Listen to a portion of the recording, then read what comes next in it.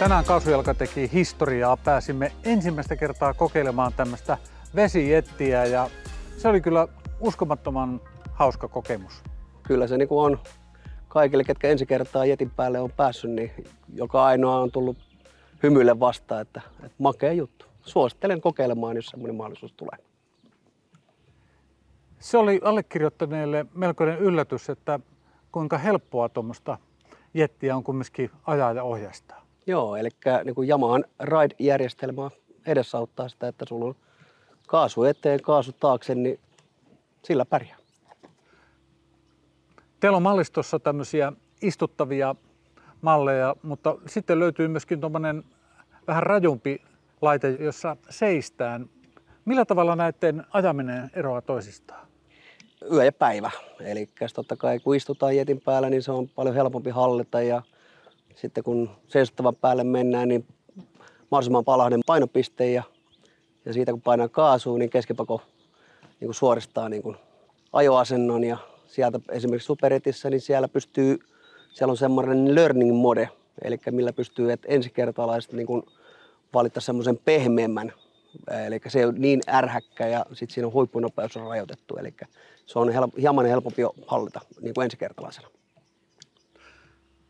Avaa vähän tämmöisen vesijetin tekniikkaa. Millä tavalla tämä laite toimii ja minkälaiset moottorit näitä edistää?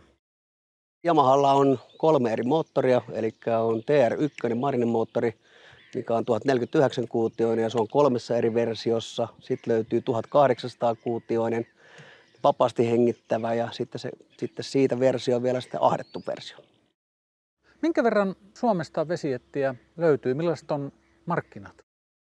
Vesijettien markkinat on kasvanut vuosi vuodelta ja 2 viimeistä vuotta niin ollaan päästy semmoisiin rekisteröintilukemiin kuin 1200-1300 kappaletta per vuosi. Ja tämäkin vuosi näyttää ihan hyvältä tähän mennessä. Voiko vesijetti korvata tämmöisen perusmoottoriveneen? Voi korvata silloin, jos käyttö on vähäistä. Eli silloin, jos mennään kauppaan saaresta hakemaan niin kuin tarvikkeita lisää tai niin poispäin. Mutta useimmiten vesijetti hommataan veneen rinnalle yhdeksi vaihtoehdoksi sitten kulkea kautta pitää hauskaa. Kun mediaa seuraa, niin välillä näitä vesijettiä ja niiden käyttämistä mökkirannoilla kritisoidaan. Mikä on sun viestisi heille? Kun kaikki käyttää maalaisjärkeä, voimassa olevia säädöksiä, nopeusrajoituksia, kieltoalueita, niin silloin kyllä kaikki mahtuu samalle järvelle.